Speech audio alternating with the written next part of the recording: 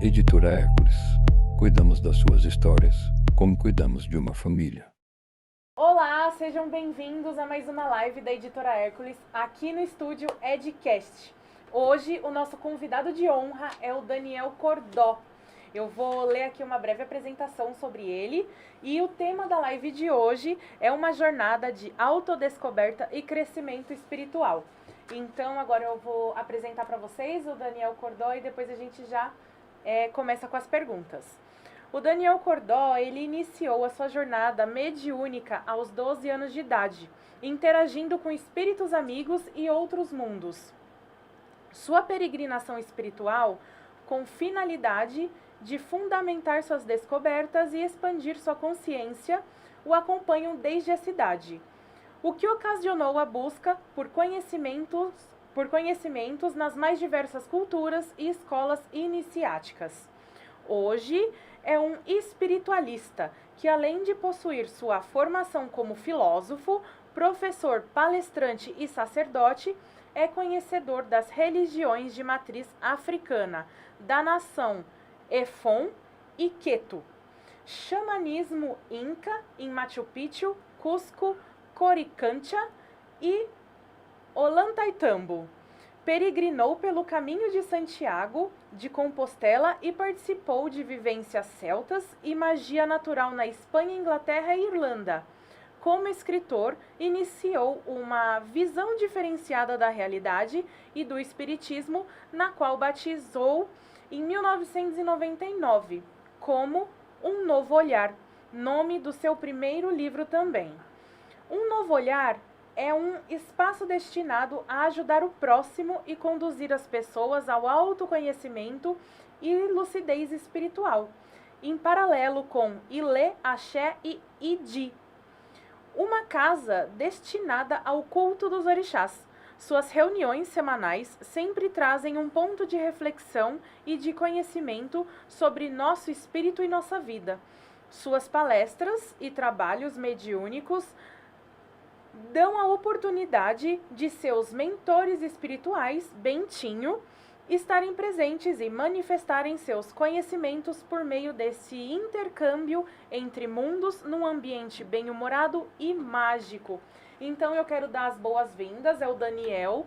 Seja muito bem-vindo ao nosso estúdio Edcast. Seja bem-vindo à Editora Hércules, porque agora você tem os seus livros aqui com a gente, né? Sim. Então, seja bem-vindo à família da Editora Hércules. Eu que agradeço fazer parte agora dessa família. Isso. E vamos conversar, tem muita coisa aí para falar, muita coisa para a gente conversar, explicar. Engraçado, essa breve explicação que é a biografia que está no livro, né? Tem muitas perguntas em relação, porque hoje as pessoas elas são muito presas a pequenos conceitos. Uma pessoa que ela é, por exemplo, do candomblé, geralmente não é da Umbanda, não é do kardecismo, ou conhece magia natural, mas não conhece. O legal é que eu gostaria até de desmistificar um pouco isso. O conhecimento, ele está em todo o lugar. O conhecimento, ele está em tudo. Por isso que eu comecei a buscar num lugar, fui em outro, cheguei a conhecer lugares que talvez na minha vida imaginei que nunca tivesse a oportunidade ou a condição de estar lá, e conheci. Pessoas também me ajudaram bastante, porque na parte espiritual, sozinho você não chega a nada, né? Tem um ditado de Napoleão, né? Que você quer ir longe, vá sozinho. Se quer ir constante e muito além, você vai em grupo, ou seja, que você chega não mais rápido, mas chega muito mais distante, não numa rapidez como sozinho você iria. E é engraçado, porque as pessoas elas têm muito preconceito, porque quem é de tal segmento não gosta do outro. Não, se você está ignorando um conhecimento, claro, você está deixando algum conhecimento ou alguma informação passar. Por exemplo, tem pessoas, eu não gosto de deuses antropomórficos, eu não gosto de religião egípcia, não gosto de religião hindu, onde tem Ganesha, que é um deus com uma cabeça elefante. Tudo bem, o teu preconceito já começa a limitar o teu autoconhecimento, porque ali existe um conhecimento, ali existe algo importante que com certeza vai contribuir para a sua jornada espiritual, para a sua autoimagem, para a sua identidade e até mesmo para uma expansão de consciência. Então é legal isso. Hoje é muito comum, né? As pessoas, não, eu tenho tal segmento, sou de tal lado, sou de tal religião, e acaba muitas vezes desconhecendo o outro. E esquece que o autoconhecimento, ele é muito mais amplo do que a gente pode imaginar. Ele envolve não apenas uma denominação, mas ele envolve uma série de informações, de conceitos, de base, para que a partir dali você consiga reconhecer o como você se expressa, o como a sua natureza se expressa, e a partir dessa premissa, vamos dizer, é onde você reconhece e entende essa sua jornada, o como inicia o seu processo espiritual. Então isso é legal, muitas vezes, porque eu escuto muito, mas você é do candomblé e necessariamente você cultua orixá, mas você tem conhecimento sobre religião hindu, por exemplo, gosta de ler um Mahabharata, um Bhagavad Gita, ou seja, tem algum conhecimento. Claro, porque o conhecimento ele está em todo lugar, eu não vou ignorar o conhecimento em algum lado ou alguma coisa, porque na realidade todo o conhecimento ele se conversa, eles se conversam entre si. Muitas vezes, que é uma coisa curiosa, que a minha avó era uma pessoa extremamente sábia, lia bastante, e ela chegou a conclusões, através, dentro da limitação dela, de que, engraçado, às vezes eu, depois de 10, 20 anos de estudo, eu comecei a chegar às mesmas conclusões que ela tinha, ou seja, os pensamentos que ela tinha, só que curioso, eu tive uma base filosófica, tive muitas vezes um entendimento, um alicerce, uma base muito mais ética, estética por trás, que trouxe esse conjunto, enquanto ela, dentro da sua simplicidade, chegou no mesmo objetivo.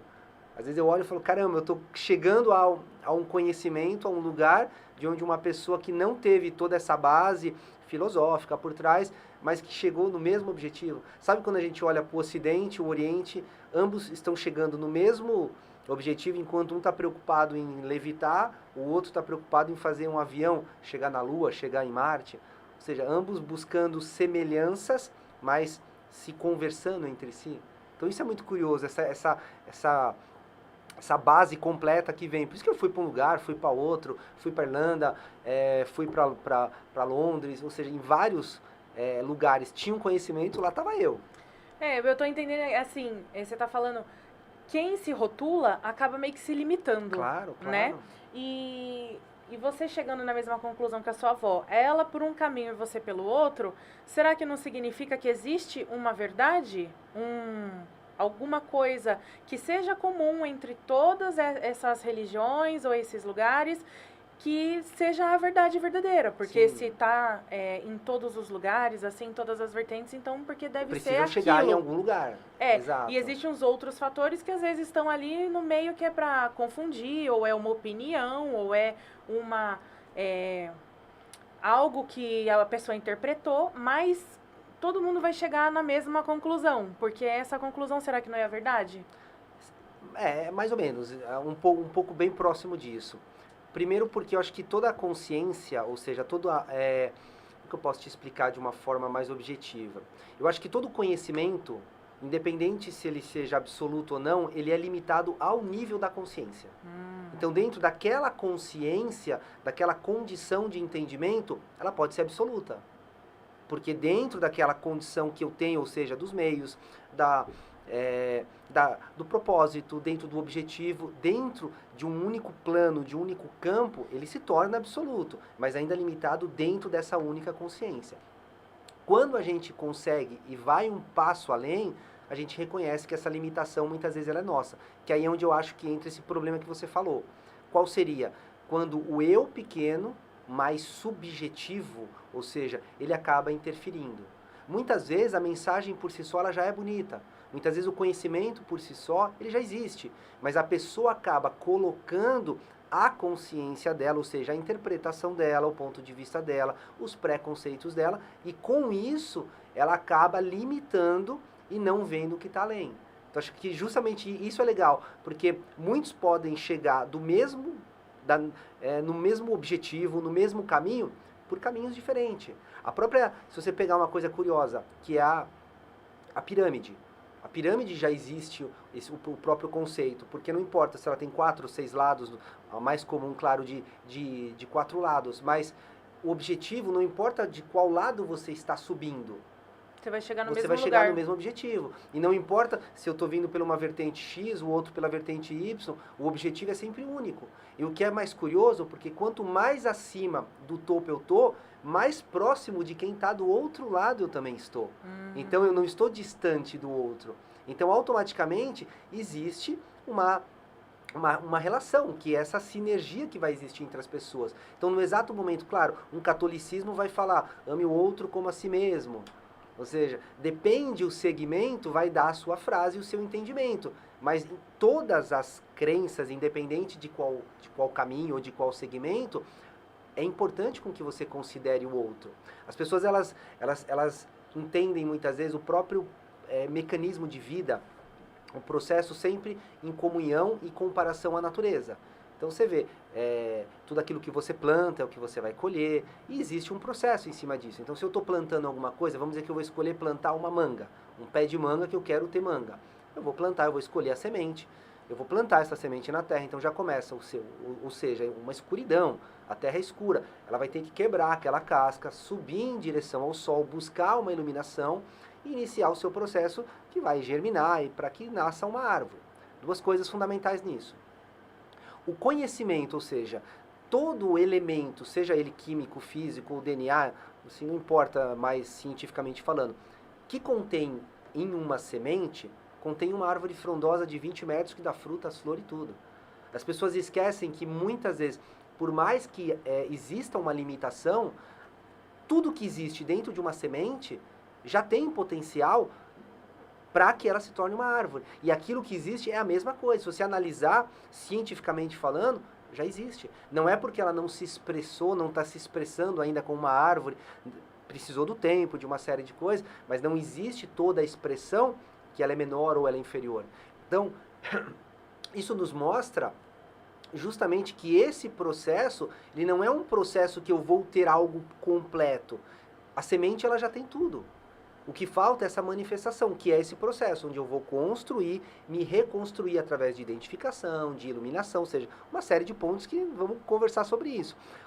Qual que é o processo final que as pessoas elas não entendem? Esse processo final, ele se dá eu vou plantar uma semente de manga.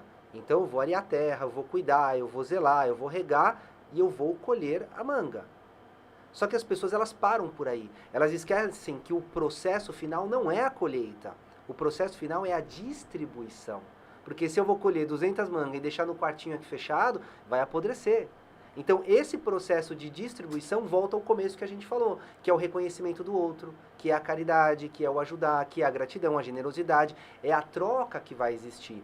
Só que este é um processo final, não é um processo inicial. Por exemplo, se você sabe nadar, e você vai aqui num parque, e aí você vê uma pessoa morrendo afogada em uma piscina. Você vai pular para tentar salvar a pessoa. O fato de saber nadar gerou o compromisso em tentar ajudar. Ou seja, a caridade foi uma consequência de um conhecimento que você já tinha. Então o conhecimento, ele vai te conduzir a um ato através de uma responsabilidade que cria.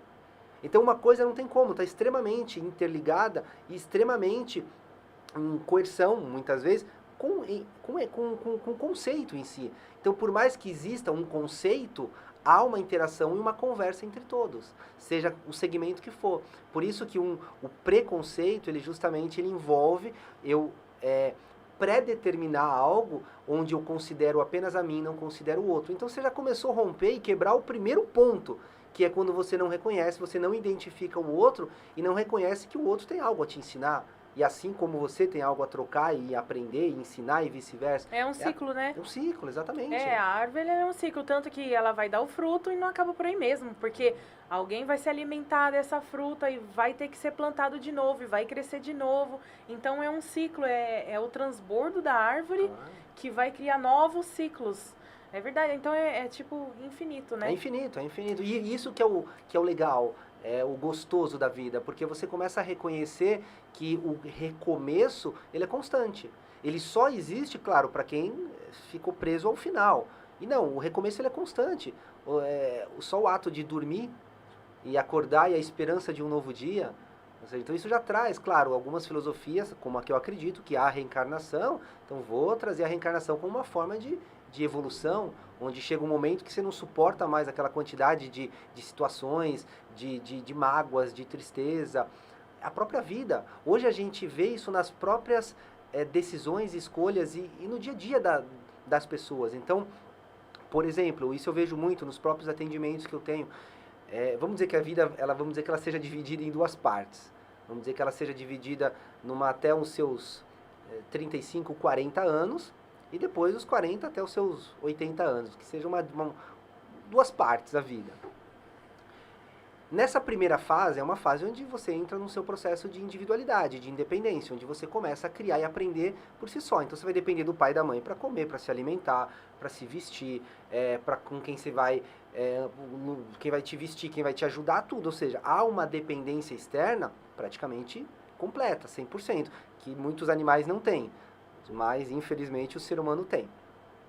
Quando você começa a sair dessa zona de relação dependente, essa zona de apego, e você começa a iniciar o seu processo de evolução na própria vida, de crescimento, você começa a se diferenciar a partir daí, onde você não precisa mais do pai e da mãe depois para comer, para se alimentar, qual curso você vai fazer, com quem você vai namorar, ou seja, começa um crescimento. Só que as pessoas, elas esquecem que este processo de crescimento, ele não se dá só fisicamente. Ele é mental, ele é emocional, ele é espiritual, onde você também não depende mais da aceitação, da aprovação, do carinho, do apoio, e você começa a suprir as suas próprias necessidades. É daí que nasce a individualidade, mas não onde eu não reconheço o outro. A individualidade onde eu reconheço o outro, mas eu não sou apegado, eu não sou dependente, nasce a segurança, nasce a autoestima, e você começa a perceber que naquele exato momento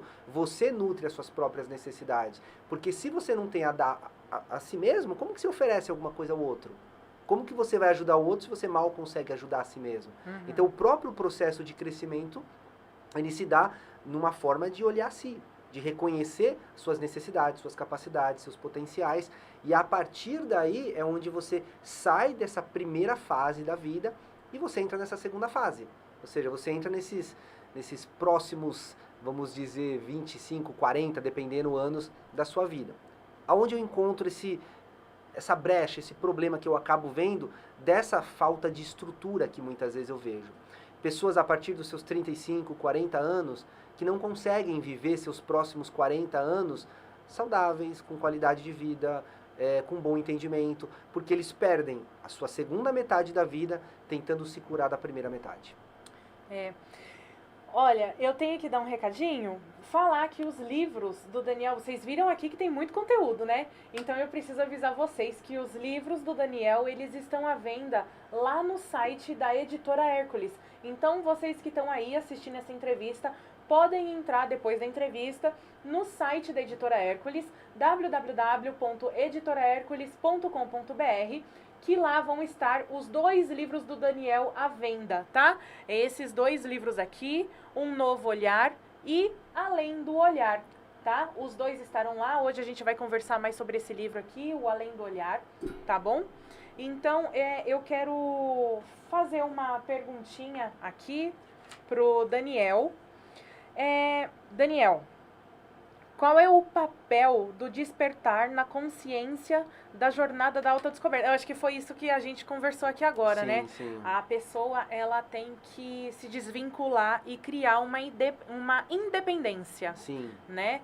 Então, como definir a diferença entre religião e espiritualidade? Olha, até antes de entrar um pouco nesse assunto, tem uma coisa que eu acho importante até comentar a respeito essa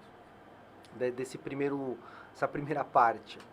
Esse processo de identificação, ele é extremamente funcional quando você consegue entender e reconhecer a tua própria identidade. Hoje as pessoas, elas se perdem justamente na identidade por não reconhecer e não observarem a si mesmo, ou seja, falta uma certa visão interior, falta uma procura, uma busca de si mesmo. O processo de iluminação, muitas vezes, ele é o segundo passo. O primeiro passo é o processo de, podemos dizer que ele é como se fosse um processo de desidentificação. Então, antes de se iluminar, a pessoa obrigatoriamente ela precisa despertar. Então, primeiro você vai despertar para alguma coisa, como se estivesse saindo de um sono, como se tivesse o famoso saindo do Matrix, ou seja, reconhecendo, saindo da realidade e entrando nesse Matrix. Esse despertar, ele se dá como quando você se desidentifica das imagens, dos rótulos e dos padrões que você tem em consigo mesmo. Então, se eu vir e falo, ó, eu sou praticamente, eu sou um babalorixá, e eu me identifico apenas como um babalorixá, eu deixei de ser todo o resto. Porque eu me limitei a um único rótulo, a algo que existe uma expressão. As pessoas, elas esquecem que para eu ser algo, eu não preciso abrir mão de outro. As coisas, elas se conversam entre si, não são excludentes, elas se somam. Então, o primeiro passo seria a desidentificação. Porque quando você se desidentifica, a possibilidade é de ser tudo. Você pode conhecer e ser tudo, a qualquer meio, a qualquer modo e de qualquer forma. O segundo passo é a iluminação. A iluminação é quando você olha para si e você reconhece o que você é enquanto essência, enquanto natureza. Quando você quer muitas vezes se expressar, o momento em que você quer expressar o mundo, a sua consciência, reconhecer como você enxerga o mundo, expressar a sua natureza. Esse é um processo de iluminação. Só que quando as pessoas, elas ficam tão presas à sua única identidade, sou um advogado, sou um médico, sou um professor, ok. Você é isso, mas não é somente isso. Quantos outros atributos você tem? Quantos outros conhecimentos, habilidades, valores, virtudes que vão agregar e que por uma única identidade você perde todo o resto de reconhecimento. Então, no entanto que você vê uma criança desenhando, casinha, ela não fala, vou ser um arquiteto. Mas desde criança a identidade está ali. Você vê ela desenhando uma casinha, gostando de desenhar. Aquela criança que gosta de brincar de escolinha, tem paciência em ensinar, gosta de ensinar, gosta de estar na posição de autoridade. Exato, com certeza. Ela não fala, vou ser um professor, vou ser um palestrante. Não, ela ainda não sabe. Ela não sabe identificar, mas a identidade está ali, você reconhece. Então essa identidade, ela é legal porque você consegue reconhecer aonde a sua identidade já se apresenta e dentro dessa apresentação você reconhece o seu próprio processo. E aí você começa a acreditar mais, a reconhecer, a investir. Porque investir em si mesmo nunca será um desperdício de tempo, de dinheiro. Ou seja, as pessoas, elas têm medo disso. Sim. Porque quando você que entra esse ponto que é importante, você entra em conflito com o seu propósito e o seu projeto. Isso eu acho que é uma coisa muito interessante. As pessoas, elas confundem. E muitas vezes os projetos de vida que elas têm, ou que elas acabam muitas vezes acreditando, não é suficiente para justificar a sua vida. Para justificar a sua natureza, justificar a sua essência. Não está de acordo com o propósito. Exatamente, né? exatamente. A gente quer uma coisa, mas não está combinando. Perfeitamente, exatamente. E é engraçado, porque o propósito, ele é muito maior. Ele dá sentido à sua vida, ele faz com que você se reconheça, ele traz a qualidade de vida, ele traz uma situação onde você não trocaria nada naquele momento. Não, eu quero estar aqui. Exatamente o que eu quero estar fazendo é isso. Então, o propósito, ele traz uma base, um alicerce, ele justifica toda a sua existência. É igual, por exemplo, falar, bom, meu propósito é morar fora do país. Meu objetivo é morar fora, conhecer outras culturas. Aí meu primeiro projeto é comprar uma casa. Tipo, como assim? Tá comprar uma casa é legal, é bacana, sai do aluguel, quem paga aluguel. Só que é um propósito totalmente contrário, antagônico com quem quer morar fora. Não, vai trocar o dinheiro quando o câmbio estiver baixo, vai conhecer empresas que mandam já como intercâmbio, vá aprender inglês, fazer viagem. Exatamente. Só que hoje o que acontece? As pessoas, elas têm projetos totalmente na contramão do seu propósito, porque não reconhece o propósito. Eu, no meu caminho espiritual, o que eu encontrei muito no decorrer do dia a dia, não são pessoas perdidas, são pessoas sem propósito. Só que quando você não tem o seu propósito... Você tá perdido. Nem só isso, você trabalha para quem tem. Esse é um problema. Porque se você não tem um propósito, alguém com certeza está realizando o seu sonho e o seu propósito. E você, como não tem, você vai trabalhar para quem tem. Sim. Você se torna uma peça. Um auxiliar, uma peça, um legozinho, uma peça... Pro propósito dos outros. Propósito. E quando você se dá conta disso, passou sua vida. Passou, 20 anos da sua vida, passou 30 anos e fala, meu, aonde eu estava, aonde eu me perdi, aonde eu não me reencontrei, em qual momento da minha vida eu olhei para mim e falei, quem sou eu, ou o que eu sou, ou onde está. Então essas perguntas, elas começam a trazer muito, não só questionamento, mas quebrar alguns conceitos. Sim. Porque se você não quebra alguns conceitos, você vai preencher, o que você vai colocar ali dentro? Olha... eu quero mostrar pra vocês, aqui tá a capa do livro do Daniel, que tá lá no nosso site. Então, a gente vai tá falando aqui nessa entrevista hoje mais a respeito, né, desse livro, Além do Olhar, que é uma jornada de autodescoberta e crescimento espiritual. Mas o outro livro, esse aqui de capinha roxa, Um Novo Olhar, também está lá no nosso site www.editorahercules.com.br. Então, isso que você está falando, essa ficha caiu para mim na pandemia. Porque qual era o objetivo de... Porque eu vi, assim, muitas pessoas morrendo, indo embora. E teve uma pessoa que ela é artista, estava em evidência e tudo, e acabou morrendo. E eu era muito fã dessa pessoa. E eu falei, gente, mas a pessoa se estruturou, agora é um ídolo do Brasil. Ela estava, assim, com a vida... Tinha acabado de casar, ter filho. A vida dela estava começando agora, porque quando você se estrutura... Eu estava estruturado familiarmente ali, num relacionamento, com filhos, carreira, nível máximo da carreira. Sim, Aí sim. ela pega e morre. Aí você fala, ué, então o que a gente está fazendo aqui? Se a pessoa está lutando, quando ela chega lá, que agora ela vai colher os frutos, ela morre. Então, qual que é o nosso objetivo aqui? A gente faz tudo isso para acabar morrendo e acabou. Aí eu fiquei assim muito triste e transtornada. Foi quando caiu a ficha de começar a procurar propósitos, essas coisas todas que você está falando aí. Mas foi assim de ter que lidar com uma morte assim, do nada, né? Engraçado porque não só você, todo mundo praticamente foi obrigado a encarar e olhar pro luto, a lidar com o luto. Só que muitas pessoas você conseguiu tirar de letra. Teve pessoas que entraram em processos de crise de identidade, crise existencial, ou seja, entraram em processos... Eu entrei numa crise que estão, muitas vezes, tem pessoas que eu vejo que ainda estão nessa crise. É porque é difícil. Claro, mas olha que coisa. Primeiro, toda crise é um convite à reflexão. Então ela não é algo que vem para judiar, que vem para bater, ou que vem para um sofrimento por sofrimento. Ela justamente está te levando e conduzindo a um segmento para que você aprenda e reconheça alguma coisa. Todo sofrimento por sofrimento, ele é inútil.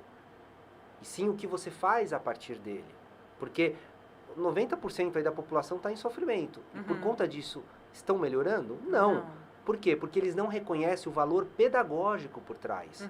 Porque nada na vida é inútil. Se Deus, orixá, natureza, quem quer que for a crença que a pessoa acredite ou tenha, se ela acredita que o que você está vivendo é inútil, com certeza você não estaria vivendo isso. Você não estaria com essa pessoa do seu lado, você não estaria nesse trabalho, você não estaria nessa realidade, nessa família, neste país, nessa condição. É porque na melhor conjuntura, esse ser sagrado, os orixás ou Deus, acreditou que essa é a melhor conjuntura para que você dê o próximo passo na sua evolução. Se você olhar com inutilidade, bom, é inútil, eu estou sofrendo à toa, você não sai daquilo. Você continua naquele mesmo patamar, naquele mesmo degrau de insuficiência, sem reconhecer que aquela experiência, ela não está para bater, ela está para te transformar. Qual que é o contrário da morte? A vida. Nascimento. A vida é o processo entre um e outro. É aí que as pessoas se confundem. O contrário de morrer é nascer. A vida é apenas um processo entre um e o outro, mas temos a ideia de imaginar que o processo de vida, ele se dá através de um reconhecimento. Estava no auge da carreira e morreu e não reconheceu. Se Leonardo da Vinci não fosse reconhecido, se Michelangelo não fosse reconhecido, ele seria menos gênio? Ele não seria menos gênio. Não. Ele seria o gênio que ele é exatamente igual. Nós estaríamos perdendo por não ter acesso a toda a genialidade que ele deixou pra gente. Mas a genialidade, por exemplo, ela não está presa ou condicionada ao reconhecimento. Então, olha como a nossa visão ainda ela é limitada. Porque muitas vezes, morreu, acabou. Não. O processo dela, muitas vezes, era até ali. Claro, a gente não tem como entender e reconhecer, porque a gente mal consegue entender a nossa necessidade, quanto muito reconhecer e perceber a necessidade do outro. Mas temos primeiro ponto, tirar o processo de que morte é algo ruim. Tudo bem, ninguém quer perder ninguém, óbvio, não quero perder ninguém na minha família, não quero... Mas por quê? Porque existe um certo apego até aquela pessoa, mas eu não sei se para aquela criança que faleceu, que desencarnou agora, tal, se o que o espírito dela tinha como proposta de vida para ela, de um autoconhecimento até aquele período, foi um sucesso. É que temos a imaginar, temos a acreditar que uma vida completa é uma vida até 80 anos. Não. Talvez para mim seja, talvez para você não, talvez... Não tem, a gente não tem como saber. Então, aí os preconceitos muitas vezes vão criar essa imagem. Qual que é o segredo? Cada dia morre alguma coisa em nós. Um dia morre o egoísmo, outro dia a gente mata um pouquinho a mais a vaidade, no outro dia a gente mata... Porque a morte, ela é constante diariamente na nossa vida. Então, eu não digo que temos que nos preparar para a morte, mas temos que morrer a cada dia. Ou seja, se eu tenho controle sobre isso, então eu vou tentar controlar para que eu seja um pouco menos vaidoso. Vou matar minha vaidade, o meu orgulho, minha arrogância, vou tentar ser um pouco mais humilde, vou matar um pouco esse meu apego. Ou seja, já é um processo de construção, que é a mesma coisa. Eu estou deixando algo, mas estou trazendo outro. Por um lado, essa pandemia, ou seja, toda essa situação, levou as pessoas a questionarem coisas que nunca tinham questionado. Uhum. Elas começaram a questionar a existência, a relação entre as pessoas, a sinergia que existe entre todo mundo, e não tinha isso. As pessoas, elas estavam no piloto automático e justamente elas entraram em conflito com a identidade, com o seu processo de evolução e crescimento. Então elas não sabiam mais quem elas eram, o que eram, ou seja, o famoso piloto automático. Quantas coisas a gente faz na vida hoje. Eu lembro que teve uma vez em que eu fui viajar, a primeira vez que eu fui para Roma, e eu estava tão assim que eu queria Roma, eu queria conhecer, porque quem conhece a Itália sabe que é um museu a céu aberto. Você está andando, você vê uma pedra ali, tem algo histórico ali. E eu lembro que eu estava tão ansioso que eu vi em 5 dias, muito ligeiro. Quando eu tive a possibilidade de voltar a segunda vez, era como se eu estivesse lá pela primeira vez. Eu estava tão ansioso que eu vi isso, eu passei aqui, eu não lembro. Gente, mas eu tinha foto do lugar, eu não lembrava que eu estive naquele lugar. Eu falei, mas como assim? Olha como a minha ansiedade naquele momento, ela me cegou a ponto de eu não conseguir nem curtir aquela situação. Uhum. Ou seja, quantas pessoas num piloto automático não reconhecem, às vezes, uma debilidade do filho do lado, da filha, da esposa, e que a pandemia muitas vezes também obrigou a pessoa a reconhecer e olhar para o outro, porque ela teve que desacelerar, porque assim... Tava todo mundo preso. Tava todo mundo preso, exato. Só que assim, a vida... O que é o final da vida? É a morte. Então agora eu te pergunto, pressa pra quê? Aprecie a vista. Eu tenho pressa pra quê? Eu vou chegar lá, é o final. Então, quer dizer, o final de um começo, né? Um recomeço de um final. Mas, ou seja, por que eu tenho essa pressa? E às vezes eu vejo pessoas com tão propósito... Não, tudo bem, o propósito é bacana, mas por que não começa da forma mais simples? Da forma mais humilde possível? Às vezes, curtindo o básico, apenas agradecendo pela vida, curtindo a possibilidade dessa conversa, ou seja, de tudo. Às vezes, o mínimo, ele já tem um máximo ali. Já contém muito mais, entendeu? E aquele negócio da gratidão, né? Se você estiver aproveitando o momento, você consegue entender e ser grato, né? Porque não é sempre que a gente tem um dia bom, né? Tem gente que gosta de sol, então aproveite o dia de sol, porque no outro dia pode chover. Então é assim, tem que aproveitar os momentos, né, que a gente está vivendo e ser grato. E reconhecer. Porque também hoje, eu sou meio polêmico em algumas coisas, né? Hoje todo mundo agora é gratidão, né? O famoso gratiluz, né? Tudo é gratiluz. Ah, não sei o quê. Incomoda Bateu um pouco, carro. mas é verdade. Pra mim, incomoda demais isso. Então, me incomoda Nossa. muito também, porque eu acho que a pessoa, ela tá sendo falsa, tá querendo passar uma coisa que às vezes nem ela não faz. Sim, não tá mas sentindo. o pior que é verdade. A gente tem que fazer mesmo. É que é difícil você parar e, nossa, olha esse momento, gratidão, universo. Parece, assim, um pouco falso, porque é muito difícil você imaginar uma pessoa que o tempo todo, ela tá raciocinando em aproveitar o momento e ser grato. Não tá sentindo, Pelo né? menos pra mim é muito difícil. Por isso que eu não gosto muito, porque me incomoda um pouquinho, porque eu falo, como que a pessoa... Eu tô sempre com pressa, eu tô sempre fazendo as coisas, eu não tenho esse momento de ficar... Mas é verdade. Se você aproveitar mais e for mais grato... São energias boas que você tá emanando e que, se você emana, volta. Sim. Então, é verdade. Mas incomoda um pouco quem fica batendo nessa tecla. Eu me incomodo muito com isso. Às vezes você não fala nada, alguma coisa, a pessoa, gratidão, gratidão. Mas calma. Vai Ou devagar. seja, calma, sente primeiro, né? Aham. Sente o que é a gratidão, porque às vezes as pessoas elas não estão nem sentindo, mas elas entraram também que aí No modo gratidão. que é um piloto automático, ou seja, tudo bem, é um piloto automático melhor do que o vitimismo, do que a tristeza, tudo Sim. bem, bacana, legal. É. Mas assim, Dá uma segurada. dá um passo além, né? Sente um pouco essa gratidão, sente como que ela é. Às vezes naquele momento você não quer expressar gratidão. Você quer expressar um outro sentimento Uma raiva. similar. Às vezes você tá com raiva. Exato, e é legal. E é bom, porque é coerente com a sua natureza. Até mesmo para que você aprenda como se expressar. Uhum. Vamos dizer que você tem um relacionamento e a pessoa seja mentirosa. Uhum. Dentro da condição dela, é o melhor que ela consegue ser. Mas como que você vai agir diante de um mentiroso? Como você vai se posicionar? Como você vai responder a isso? Como que você vai dialogar com uma pessoa que é mentirosa? Então, tudo bem, existe a relação do outro, mas existe o teu lado. A tua relação consigo mesmo Uhum. de resposta a isso. Porque o que eu vejo hoje? Eu reconheço hoje, dentro dessa problemática até, as pessoas elas estão extremamente presas e ligadas a um processo de resposta. É automático hoje. Hoje, poucas pessoas, elas vivem a sua identidade no sentido do seu livre-arbítrio e da sua liberdade. Muitas vezes elas costumam ser uma reação de alguma consequência sempre que foi criado. Uhum. O tempo todo. O tempo todo. E isso pra mim não é liberdade. Ah, você agiu assim porque você viu tal coisa. Ah, você viu assim porque tal pessoa falou isso pra você, você foi lá e agiu. Você agiu por liberdade? Você agiu por espontaneidade? Não. Você agiu porque o outro provocou. E aí que entra um problema. Porque nós somos explorados constantemente pelas nossas fraquezas. Se eu descubro que você é uma pessoa vaidosa, eu vou te bajular, eu vou colocar teu ego lá em cima, eu vou falar bem de você, eu tiro o que eu quiser de você. Porque eu descobri que essa é uma debilidade sua. Uhum. Ou seja, eu consigo reconhecer, porque muitas vezes acreditamos que os nossos defeitos estão escondidos. Mentira. Nossos defeitos estão extremamente aqui visíveis e tem pessoas que são ligeiras para isso. Elas reconhecem, percebem e utilizam aquilo a nosso favor. Muitas vezes. Outras não. Outras são nocivas e justamente vão usar em benefício próprio, prejudicando a gente. Uhum. A natureza é igual. Você se abriria para uma pessoa que usaria o que você falou contra você? Jamais. A natureza é igual. Por que que a natureza ela vai se abrir? Deus, o orixá, vai se abrir a você, mostrar todo o potencial e o conhecimento dele, sabendo que você vai usar por egoísmo, você vai usar por arrogância, ou por qualquer outra necessidade apenas sua. Por isso que às vezes eu bato um pouco meio que contra essa ideia de autoajuda. Porque essa autoajuda se tornou uma autoajuda no sentido de alter ego de ajuda.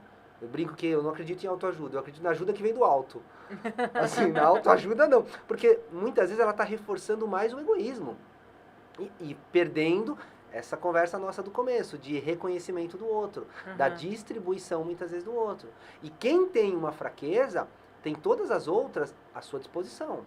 Uma pessoa que é mentirosa, você imagina que com certeza ela possa ser falsa, que ela possa ser trambiqueira. Uma pessoa que é vaidosa provavelmente é arrogante, provavelmente egoísta. Mas você não consegue imaginar uma pessoa que é arrogante e vaidosa que seja humilde. Agora, uma pessoa que é humilde, você imagina que talvez seja sábia, talvez seja benevolente, caridosa. Ou seja, uma debilidade puxa a outra. Como uma virtude também carrega a outra junta. Então, muitas vezes, é importante ter esse reconhecimento. Entra a gratidão legal. Por quê? Porque quando a pessoa está grata a alguma coisa, por mais que ela não esteja sentindo, ela está se forçando aquilo. Talvez chegue um momento que se torne natural e ela não perceba. E ela vai estar sentindo por uma imposição. Então, tem o lado bom, claro, tem. Mas também tem esse lado chato, né? De que você abriu a boca, a pessoa, gratidão pra você. Gratidão, tipo... Toda hora. Toda hora, né? Tipo... E aí você olha pra pessoa e fala, tudo bem, mas... E aí, evolui. O que vem a partir daí? Entendeu? O que você vai fazer com isso? Ou seja, deu, tudo bem, você reconheceu, sentiu. Mas e aí? Tá dentro da sua constituição esse sentimento. Como que você distribui isso pro outro? Como que você divide isso pro outro? Entende? Daniel, eu queria saber de que forma a espiritualidade pode ajudar a encontrar os tesouros internos durante o processo de transformação pessoal. Bom, já começa que a espiritualidade ela é a ferramenta, né? Ela é justamente a ferramenta que vai te proporcionar a você reconhecer e entender quais são esses elementos que ao você trazer para a tua vida, você acaba reconhecendo e utilizando como um pano de fundo, como uma base para que você inicie o seu processo de evolução. o seu crescimento espiritual. O crescimento espiritual, ele é extremamente favorável no exato momento em que aquilo que você adquire, ele soma na sua vida e faz com que você se torne uma pessoa melhor. Isso é básico, não tem como fugir disso. E acredito que todas as religiões, todas as seitas, sempre vão pregar esse ponto de vista. Porque se você não é uma pessoa melhor a si mesmo, e você não consegue ser um exemplo, como que você vai melhorar alguém? Como que você vai ajudar alguém? Então, claro, o problema é quando isso sobe em um patamar e te faz uma comparação, onde você é melhor, onde o outro é melhor, ou seja, uma comparação extremamente esdrúxula, ou seja, onde perde um contexto. A mediunidade, ela é uma ferramenta extremamente positiva nesse fator. Porque muitas vezes as pessoas falam, eu tenho um sexto sentido, tal. O que é um sexto sentido além? Esse sexto sentido, ele é nada mais, de uma forma bem assim, sucinta, do que um dos 5 sentidos que se aguçam um pouco a mais. Então, uma pessoa que vê um pouco além, é porque a visão se apurou a ponto de reconhecer além do que aparentemente eu estou vendo. Uhum. A audição, então pessoas que escutam bastante, ou seja, tanto vozes como necessariamente escutam além, conseguem perceber além do que a pessoa está querendo dizer, porque a sua audição se apurou a um ponto de você conseguir reconhecer que naquele momento tem algo muito além. Uma das coisas que as pessoas elas não percebem é o quanto o tato é apurado. Existe uma mediunidade muito forte chamada sinestesia, que é justamente o tato. Então, a tua aura, ela se amplia a tal ponto de você perceber não só o ambiente que você está, mas a pessoa. Quantas vezes você entrou num lugar e, tipo, não estou me sentindo bem aqui? Lugar legal, lugar bacana, e você fala, não vejo a hora de ir embora. Uhum. Ou você está do lado de uma pessoa, não sei porquê, mas não fui com a cara dela. Não gostei dessa pessoa, meu santo não bateu, a gente usa essa expressão, né? Sempre. Meu santo não bateu com o da pessoa. Claro, porque a sua aura, ela se expandiu, nessa expansão você conseguiu captar um pouco do que tem ali. Você não conseguiu interpretar isso, você não sabe o porquê. Tem pessoas que é pai e mãe, para estar num ponto de ônibus aparece um bêbado. Com quem que ele vai mexer? Com a fulana. Tem 10 pessoas no ponto, mas com aquela que vai mexer. Porque a própria sinergia da pessoa, ou seja, a aura consegue se expandir através dessa sinestesia e trazer para si. E puxa o bêbado. E puxa o bêbado. E puxa o bêbado. E é engraçado porque essas ferramentas, elas precisam causar em você uma crise. Porque todo mundo sabe, né? O cosmo, ele é uma consequência do caos. Então o caos, o mundo está aí para provar, né? O Big Bang, ou tudo, essa expressão que até hoje ainda é mal explicada, mas o cosmo, ele é simplesmente uma consequência de um caos. Um planeta é uma estrela que explodiu ou que foi gerando, ou seja, não sou tão conhecedor a fundo disso, mas o cosmo é necessário. Então muitas vezes o desdobramento desse processo, a mediunidade é a ferramenta.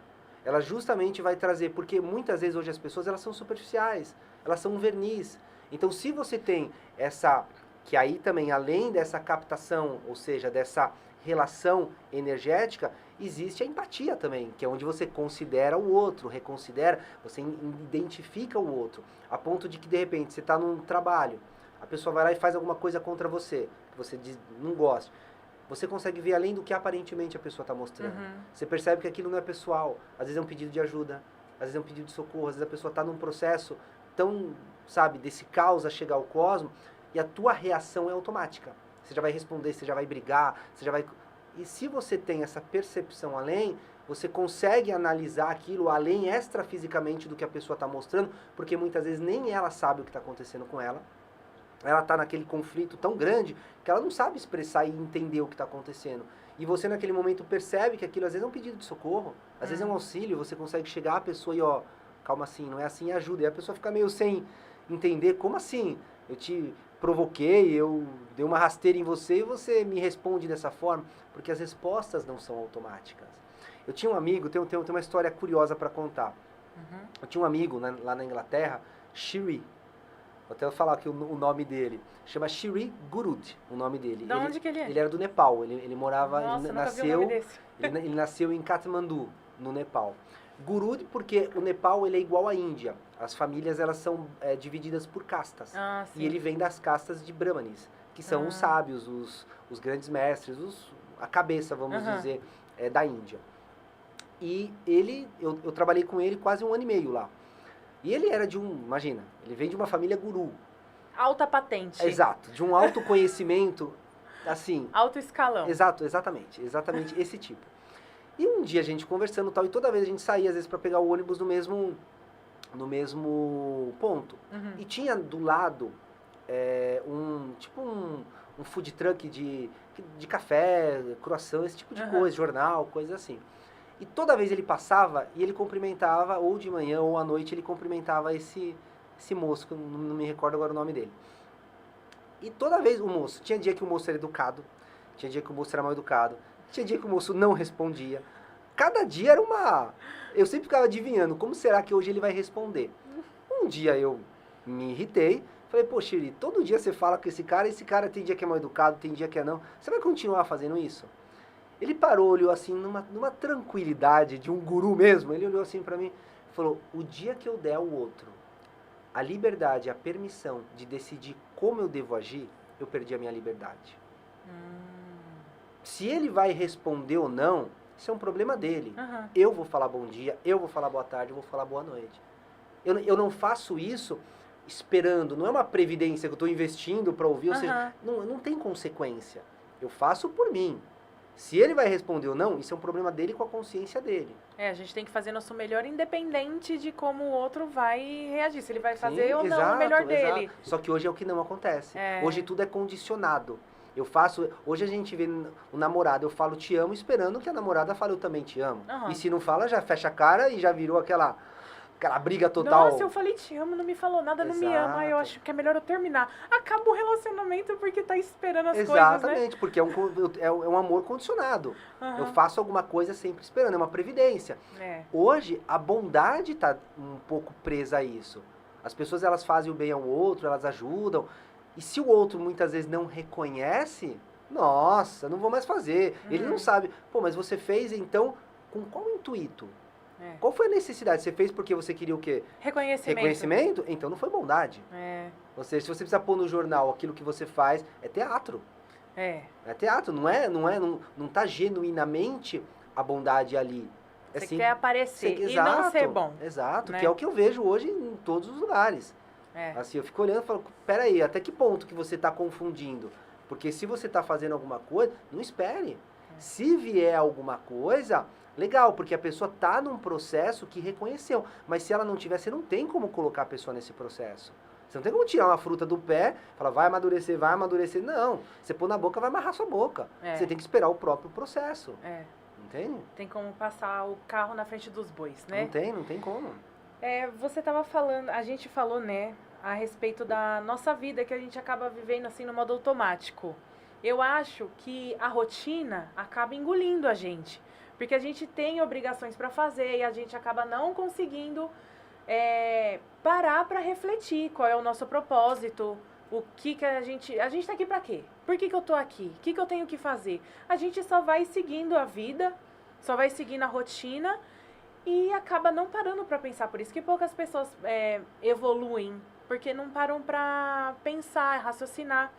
E eu queria saber como equilibrar a busca espiritual com as demandas da prática da vida cotidiana. Eu acho que essa é uma das partes mais difíceis no processo de espiritualidade. Porque nada contra o monge do Nepal, né? Mas ser monge no Nepal é fácil. Eu quero ver ser monge aqui. São Paulo, na Avenida Paulista, você conseguir manter a tranquilidade. Por isso que eles são isolados. Alguém vai ter que evoluir nessa terra. Isola os caras que alguém vai ter que ir. No entanto, tem eu não lembro, acho que foi o Buda que falou de que você manter 10 minutos de pensamento positivo é fácil. Eu quero ver você manter 24 horas. Ou seja, permanecer com aquele pensamento. Manter 10 minutos ou manter 10 anos. Manter, exato, não tem como. Não tem como nessa vida. Eu quero ver trazer esse monge que mora isolado num lugar maravilhoso, do bom e do melhor, com uma vista fantástica, e falar, bom, agora eu quero que você tenha autodisciplina, quero que você tenha segurança. Aqui. Com o Serasa atrás de você, com o SPC na sua conta, ainda vindo atrás. Aí eu quero ver você manter. É difícil? É difícil. Eu posso falar pessoalmente. Eu, como Daniel, eu criei o meu método, a minha forma. Primeiro, eu acho que o tom da manhã da sua tonalidade do dia. Então você acordar bem, você tomar um banho gostoso, você fazer um café adequado, com uma companhia de uma pessoa que você gosta, botar uma música, acende um incenso, faça uma oração, não importa, rega a planta, qual é o meio, agrada o seu cachorro. Eu acho que o tom da manhã, quando você acorda, é como se você desse a vibração, igual uma corda musical, quando você dá, eu acho que o tom da manhã, se você acorda assustado, atrasado, tendo que correr, não, qualquer coisa, você já está numa tensão. Entendeu? Então eu acho que o primeiro ponto é conseguir justamente dar um tom para o seu dia mais harmônico, mais equilibrado. Porque qual que é o processo da vida, que é um dos mais difíceis, que eu vejo, por mim pessoalmente, o equilíbrio. O prazer é importante? Sim, mas o dever também. A família é importante? Sim, mas o relacionamento também. O dinheiro é importante? Sim, mas a parte espiritual também. Então, o problema é, quando você foca um lado, você esquece o outro. Por exemplo, vou pegar essa água aqui da Fontana de Trevi. Água da Fontana de Trevi, pessoal, patrocinador oficial do nosso podcast. Ó, se eu pego essa água e eu jogo ela pra cá, ela veio pra cá, mas faltou daqui. A vida é exatamente igual. Se eu vou focar a minha carreira, não quero saber de relacionamento, tive um problema lá e não quero saber. Eu vou focar apenas a minha parte profissional. Como você me prova que essa ausência, essa carência emocional não vai prejudicar o meu desempenho no meu trabalho? Não tem como saber. A gente não tem. Esse é o problema. As pessoas elas não conseguem equilibrar. Então elas focam em alguma coisa e jogam alguma coisa para debaixo do tapete. Só que elas se esquecem que lá na frente isso vai te pegar pelas costas. Por que você deixou isso de lado? Porque eu vou ser uma pessoa um pouco mais insegura, talvez uma pessoa amarga. E isso, se eu trabalho, por exemplo, com vendas, a minha energia, a minha frequência, meu padrão vai baixar. E aí o que acontece? As pessoas elas entram nesse piloto automático. Qual que é o problema desse piloto automático que eu vejo pessoalmente? Quando você entra nesse piloto automático, acontece graves, para mim, que são os maiores, vou citar 2 especificamente, que são os maiores problemas. Primeiro, você é uma reação do outro. Porque você perdeu a sua identidade, você é uma consequência do que fazem. Então, se te provocam, você responde daquela forma, como a gente acabou de comentar. Segundo, você não vive sua missão, seu karma, seu destino.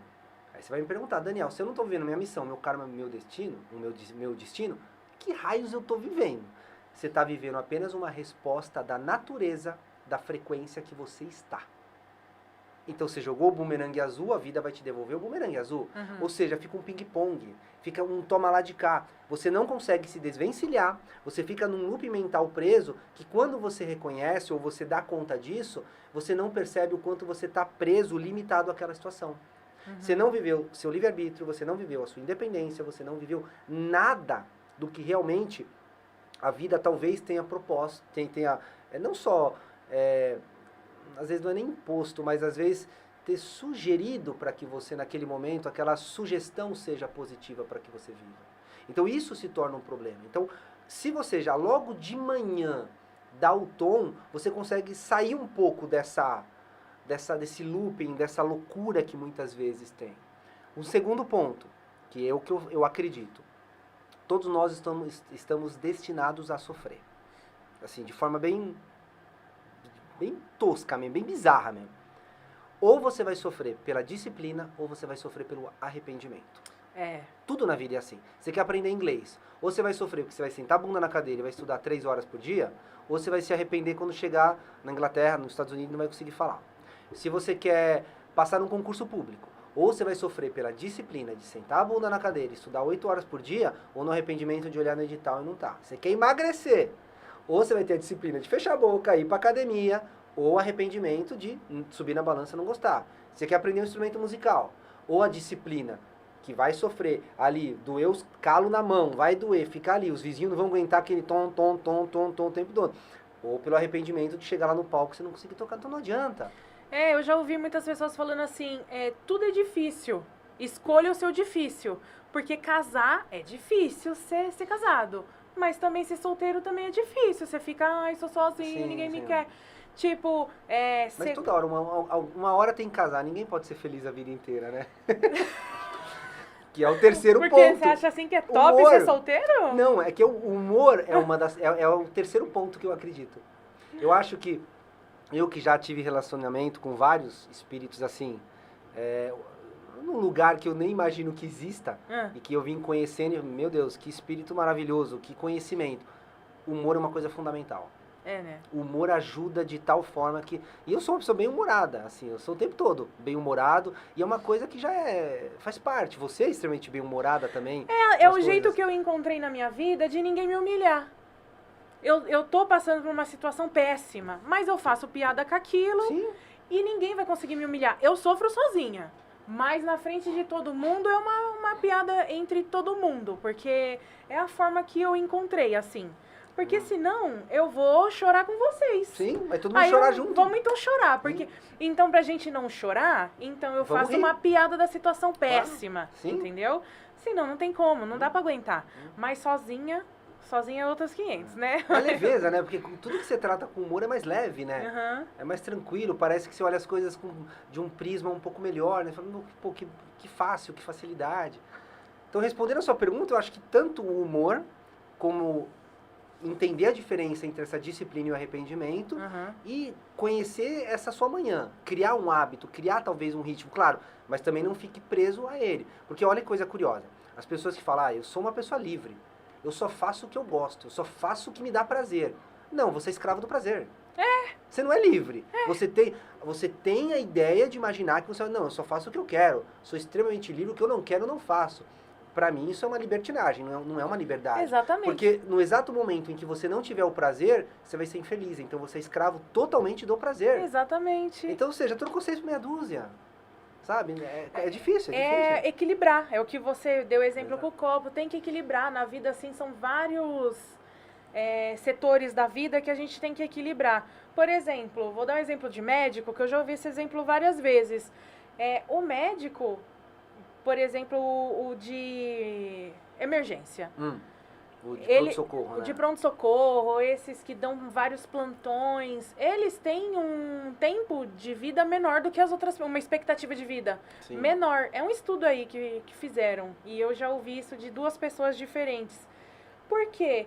Porque a pessoa, ela gasta tanto tempo nesse trabalho, ela queria ser médico. Ela é médico. E ela tem que dar prioridade, então, para a profissão. Ela acaba se deixando para depois. Médico casa muito tarde, tem família muito tarde, não cuida da própria saúde direito, tá sempre trabalhando. Sim. Porque parece assim, não, eu sou médico, eu tenho obrigação de ser rico. Então, você se esforça muito naquele trabalho, você dá a vida. E a sua expectativa de vida, você acaba tendo acesso a remédios e outras coisas. Muitos médicos acaba tendo uma dependência em remédio, né? Essas coisas. Então, você acaba diminuindo sua expectativa de vida, porque você tá tão focado em uma coisa só, e as outras vão ficando para depois. Claro, perde, né? Perde justamente até o tato de lidar. Você... Por isso que falam, né? Que o médico ele é mais frio, né? Porque ele perde até, ele tem que abstrair a sua sensibilidade. Você já pensou? Pra conseguir... Cada doença que vem na sua frente, cada perna quebrada, cada fratura exposta, você chora ou se desespera. Não, você tem que ter uma frieza. Sim. E aquilo não deixa a vida dele ser tão boa assim quanto todo mundo pensa, né? Aí eu queria te perguntar, como a prática espiritual pode contribuir para o bem-estar emocional e mental durante a jornada do autoconhecimento? Bom, já começa que não existe uma divisão entre tudo, né? Mente, corpo, alma, é tudo uma coisa só. Acho que um dos primeiros pontos de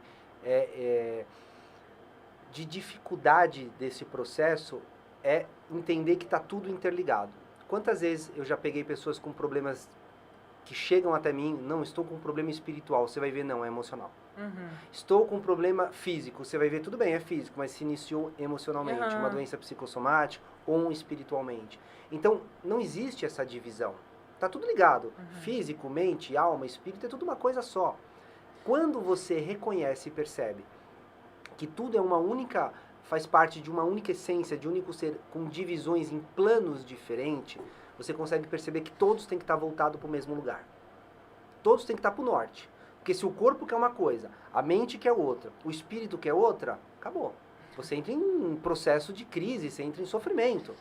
Por mais que muitas vezes, nesse meio do caminho, há dúvidas e conflitos, é normal ter. O que não pode ter é justamente a dúvida quanto ao final. Duvidar dos meios é extremamente positivo. O problema é duvidar dos fins. Se eu vou construir uma casa, aqui não tem nada. Vamos dizer que aqui o que tem apenas é só O terreno. o terreno. Eu posso não ter nada pronto, mas eu tenho uma planta. Tem uma planta, Eu sei o que eu quero. Eu vou chegar para o mestre de obra e eu vou falar, ó, aqui eu quero que você bota um quarto, aqui eu quero que você ponha uma sala, um banheiro aqui. Porque se eu não tenho nada, ele fala onde eu ponho o banheiro, não sei. Onde eu ponho o quarto, não sei. Ele vai cruzar os braços e falar, você decida. Eu posso ter uma dificuldade e uma dúvida durante o processo. Eu não sei se eu coloco piso, não sei se eu coloco taco, cerâmica, carpete. Vai depender da minha condição financeira, vai depender da equipe, vai depender da disponibilidade que eu tiver, do que eu achar do meu gosto também. Mas eu não tenho dúvida que aqui vai ser uma sala. Se você ouvir as entrevistas de todos os bilionários assim que tem no mundo, todos eles falam a mesma coisa. Primeiro de tudo, o que você tem que fazer é definir as suas metas. Você tem que botar no papel aonde você quer chegar. Você tem que definir a meta. Porque dessa forma, você concentra toda a sua energia para uma direção só. E não fica nessa rotatória de uma coisa que é uma coisa, outra coisa. Mas você sabe qual que é o ponto? Todo mundo faz isso. Todo mundo faz. Só que todo mundo muda no meio do caminho. Porque quando a pessoa ela percebe e descobre a dificuldade, ela não avalia qual foi o planejamento e a estratégia. Ela muda o objetivo.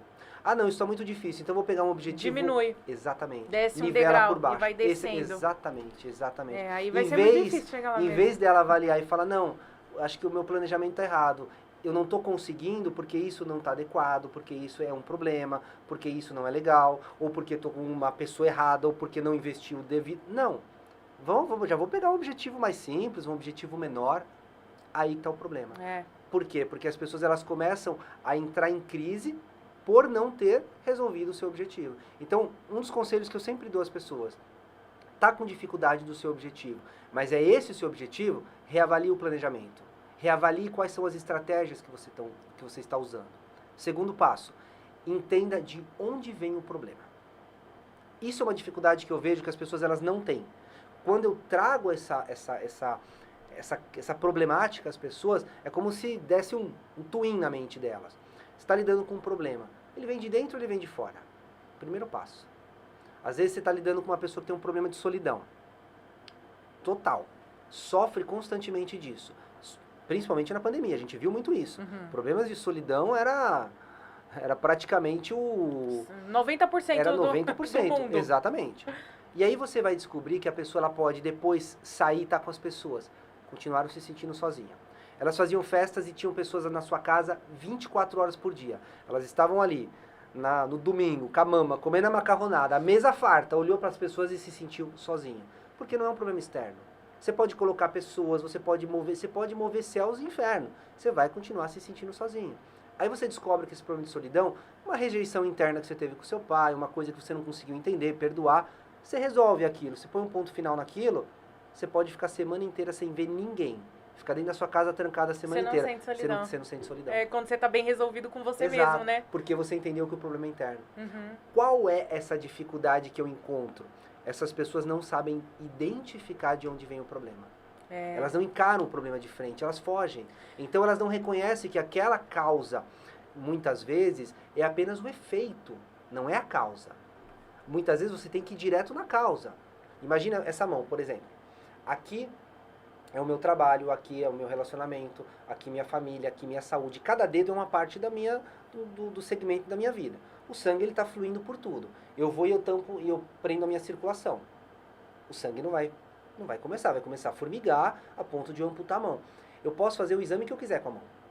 Eu posso fazer ultrassom, raio-x, eletro, não tem nada. Ele é o efeito, a causa está aqui. Eu tirei, a circulação passou, automaticamente as coisas andou. Quantas pessoas chegam até mim? Estou com problema no trabalho. Não é no trabalho, o trabalho é o efeito. Qual foi o problema? Ou mental, através de uma crença que você tem, ou através de alguma resistência que você criou, ou através de alguma coisa espiritual ou energética, aqui atrás, na causa, que afetou aqui. Ah, eu tenho tenho o dedo podre. Só arranjo o problema na minha vida. Às vezes o problema não está no dedo. Ah, mas todo o meu relacionamento é assim. O problema não é um relacionamento. Você já conseguiu ir na causa do problema e reconhecer? Aí você vai e resolve aqui, automaticamente você nunca mais tem aquele problema na sua vida. Mas as pessoas, às vezes, elas não têm conhecimento suficiente para identificar a causa. Sim. Aonde está o problema. Não busca também. E aí tá refletindo aqui. Então ela acha que é aqui. Tá Exato. refletindo aqui, ela acha que é aqui. Exato. Ela não tem conhecimento suficiente, ela não consegue sim. se autoanalisar. E quando você ignora um conhecimento, ele volta, porque você ignorou. Sim. Quantas vezes aqui o pessoal já deve ter visto, aquela moça que não aguenta um pai alcoólatra em casa e não vê a hora de sair de casa. Aí sai de casa. Sai casar com bêbado. Não, mas assim, o cara não bebe. 2 anos depois de casado, Ele o cara tá começa bebendo. a beber e ela tá com o mesmo problema. Ai, meu Deus. Tipo assim, aí ele olha e fala, meu, como assim? É. Eu já saí de casa pra me livrar, sabe? Ou se quer sair de casa pra se livrar de uma mãe super protetora, austera e tal. Aí casa, de repente, a sogra vem morar, que é 20 vezes pior do que a mãe. Nossa, Deus Tipo, me livre. Sabe? Tipo, como assim? Só que as pessoas, elas não percebem por que isso tá se repetindo. Aham. Porque é a causa. Eu tenho Não é um efeito. eu tenho exemplo meu, aconteceu isso. Eu tive um problema na coluna. Tomei todos os remédios de dor que existe no mundo. Nenhum tirava a dor da minha coluna. Eu falava, que isso? Vou ficar na cadeira de roda. Eu não conseguia andar. Aí eu fui numa neurologista. A neurologista falou, fez ressonância da minha perna, que ficou um pouco paralisada, às vezes ficava, da minha coluna, do meu quadril. Eu tinha feito milhões de ressonâncias. Ela falou assim, faz uma da cabeça. Eu falei, gente, faz uma da cabeça. Deve ter alguma coisa nessa cabeça. Sim. Não tinha nada na ressonância da cabeça, mas ela me deu um remédio pra cabeça. E resolveu. Foi o único remédio que conseguiu resolveu. tirar a dor. Era um remédio que pegava na cabeça e do nervo central do meu Ou seja, corpo. foi na causa, né? Foi na causa. Mas a dor era na coluna. Sim. Então, todo mundo tentava resolver a coluna, mas Exato, não exato. era. Era alguma coisa emocional. Mas então, por que isso? Porque ainda a nossa medicina, infelizmente, ela acha que nós somos carros. Quebrou, vai lá e troca a peça. Calma aí, mas por que eu machuquei esse braço e não um rim? Por que eu tive tal doença e não tive tal outra doença? Por quê? Existe por trás. Tem um conhecimento mais metafísico por trás. Aristóteles, há 2000 anos atrás, já falava disso. Já existe um conhecimento além do físico. Só que as pessoas acham que é carro. Ah, não, quebrou a cabeça, vai lá, arruma a cabeça e tal. Mas o porquê? Foi a cabeça e não foi o rim, ou não foi o fígado, ou não foi o coração? Existe uma relação entre isso. Qual que é um ponto central nisso que eu vejo? A variação que existe no homem. A natureza, em toda a sua... no mundo, em tudo o que existe, existe a sua diversidade e a sua variação. Então você pega, por exemplo, no reino mineral. Existe desde uma pedra, de um pedregulho, a um diamante ou um planeta. Você pega no reino vegetal. Existe desde uma graminha a um baobá, uma sequoia, que é uma planta, uma árvore que 50 pessoas não abraçam. Você pega no reino animal. Existe uma formiga, existe um leão. E no homem? Cadê essa diversidade, essa variação? No homem, toda essa variedade, essa diversidade, ela é interna. Então, ou você vai ter alma de formiga, ou você vai ter alma de leão. Então, quando você percebe toda essa diversidade interna, você percebe que você não é simplesmente um corpo. Tem algo além ali. É necessário ser um pouco teimoso, questionador, explorador, explorar um pouco além, reconhecer o que tem além. Então, toda essa diversidade no homem, ela é interna. E aí, no teu caso, foi direto na cabeça. Por quê? Porque o efeito era... As pessoas... Só que assim, isso estamos falando de forma objetiva ao corpo. Mas isso não é somente ao corpo. A gente pode estender isso à vida emocional, à vida mental, à vida familiar, à parte financeira. Por que não a parte financeira? Sabe, aquela pessoa que faz, só quebra, não dá certo, e só tudo que ou seja, o que tem por trás ali? Qual que é? A causa é uma pessoa improdutiva que não consegue gerar fortuna, que não consegue dar seguimento. Mas qual que é a causa disso? Às vezes é uma crença, às vezes é mental, é uma crença que ela tem de que o dinheiro é pecado, de que o dinheiro é errado, de que o dinheiro não serve. Ou às vezes é algo emocional. Uma pessoa que passou por uma crise de falta, então sempre acha que vai faltar. Ou às vezes é um problema espiritual que ela tem. É descobrir, é ir atrás. E todo esse autoconhecimento, ele envolve o processo da jornada de autocrescimento, envolve a evolução em si, porque no exato momento em que você reconhece a tua expressão enquanto ser humano, enquanto vida, enquanto essência, você consegue notar a si e o como você interfere nesse mundo e também como o mundo absorve você. Uhum. Como o mundo reconhece, como ele capta, como ele é sensível a ponto de perceber você. Porque se a gente for analisar e olhar friamente, quanto que a natureza investiu na gente até hoje? Quanto de alimento eu já comi? Quanto de água eu bebi? Quanto de ar eu respirei? Quanto de planeta eu sujei? Uhum. Olha o quanto investimento. Você acha que o mundo iria investir um ser humano onde era completamente inútil e nada, e a vantagem, cadê a vantagem em cima disso? Tem por trás uma necessidade disso. Então só o fato de você já consumir esse mundo, porque é engraçado, é como se a gente fosse escravo do mundo, né? Uhum. Tipo, eu sou preso a ele porque eu tenho que consumir ele. Eu me alimento dele. Uhum. É louco se a gente for analisar, porque eu tenho que comer dele, viver dele, e para onde eu for, eu tenho que levar ele junto. Se eu vou para Marte, eu vou ter que levar o oxigênio daqui, a comida daqui, a água daqui, senão eu morro. Ou seja, eu sou preparado para esse mundo, não para outros. Eu também acho. É doido isso. É muito doido, porque eu acho até um pouco perigoso a gente tentar sair daqui para outro lugar. Eu acho que a gente tem que cuidar do que a gente já tem. Eu acho que é... Porque a gente foi feito pra cá. Na verdade, a gente foi feito pra cá. Esse mundo foi feito pra gente morar aqui. Eu, né, da minha... Sim. Do meu contexto espiritual, Sim. o mundo foi criado pra gente usufruir. Os animais foram feitos pra servir a gente, Então, a natureza mas foi será se feita... é usufruir? Será se o mundo ele é usufruto somente? A gente tem que devolver, é um ciclo. É um ciclo, É um exato. ciclo, a gente tem que devolver, mas a pessoa que ela consegue ter essa sabedoria, chegar nesse nível, ela tem que passar pra frente. É obrigatório. É obrigatório você continuar o ciclo, porque a vida depende disso. Porque se você também não continuar, a vida te engole. Exatamente. A vida te engole. Pombinha que não voa vira asfalto. Ou seja, a vida passa por cima. Ela passa por cima e você ficou obsoleto, acabou, você ficou para trás. Agora, é reconhecer a própria realidade e como as religiões elas vão interpretar esse ponto de vista. Uhum. Porque cada um tem o seu dogma, o seu conceito, a sua problemática, os seus paradigmas, os seus paradoxos que vão entrar em desacordo. Todas as religiões têm. Então, só o fato de você, por exemplo, acreditar em Deus, obrigatoriamente tem que mudar a sua vida. Uhum. Uma pessoa, todo bem, todo mundo fala, eu acredito, pô, mas se você não muda a sua vida, até que ponto essa crença em Deus, ela realmente vai causar uma modificação na sua vida? As pessoas, elas não percebem, porque o estar presente, o estar próximo a Deus, é estar próximo dos atributos dele. É igual eu falar, Lu, eu gosto de você, mas não gosto do jeito que você pensa, não gosto do jeito que você anda, não gosto do jeito que você se veste, não gosto do jeito que você fala. Obrigada. Então eu não gosto de você. Não, se eu gosto de você, eu gosto dos seus atributos. Deus é a mesma coisa. Se eu gosto de Deus, eu gosto dos atributos de Deus. Bondade, beleza, generosidade, conhecimento, sabedoria, valores, virtudes. São conhecimentos que em alguns segmentos isso foi estereotipado através de um valor simbólico. Claro, não vamos agora pegar um conceito de anos atrás e falar eu sou superior a isso. Claro, eu não acredito que antigamente, por exemplo, as religiões, o Thor é o raio, assim como Zeus é o raio, o Xangô é o raio. Eu acredito que eles não tinham essa visão, porque hoje, para explicar as questões mais, vamos dizer,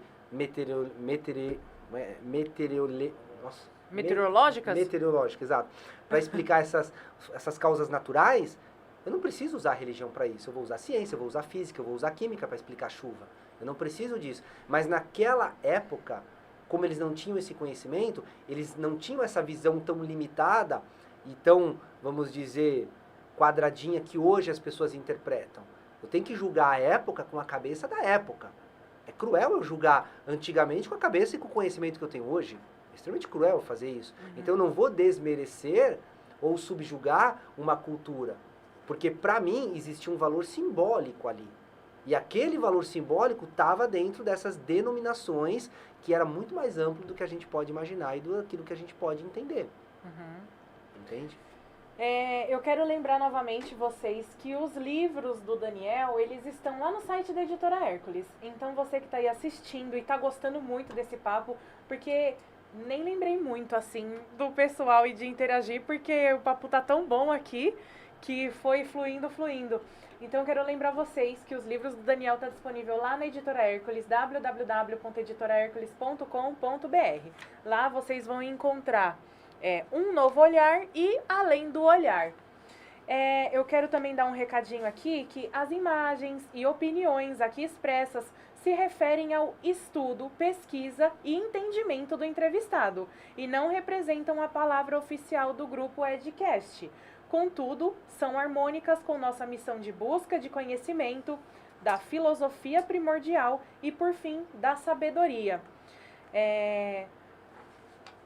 Você quer deixar algum recado? Quer falar mais alguma coisa? Não tem tanto para falar que se deixar a gente vai até amanhã, né? A gente não acaba hoje, a gente vai até amanhã. Eu queria falar que o Daniel Cordó, ele foi o nosso entrevistado de hoje. A gente vai trazer ele aqui com certeza mais vezes, em novas oportunidades, porque como todos perceberam, ele tem muita coisa para passar pra gente, a gente tem muito que aprender com ele. É muito mais do que um escritor, um filósofo e um espiritualista. O Daniel é um buscador que iniciou sua jornada muito jovem e provavelmente trouxe uma linda bagagem de outras vidas. Sua missão, como do grupo Edcast, é propagar conhecimento e vamos unir forças com esta intenção. Então eu quero agradecer o Babalorixá Daniel Cordó por dividir conosco o seu conhecimento e vamos marcar mais vezes para você vir aqui conversar com a gente e botar para fora todo esse conhecimento que tem dentro de você. Eu que agradeço, é uma satisfação incrível estar aqui, muito bom e com certeza vamos se encontrar bem mais. Tá bom. Então eu agradeço a todos por terem assistido essa entrevista até o final. Vão lá no site da Editora Hércules, vão também no Instagram. No Instagram é @Editora Hércules e é Daniel Cordó. Daniel Cordó. Daniel Cordó também no Instagram. Sigam o Instagram do Daniel, sigam o Instagram da Editora Hércules e vamos juntos nessa busca de conhecimento, de sabedoria, de autoconhecimento, né? E para vocês, então, até a próxima entrevista. Tchau, tchau. Muito obrigada a todos.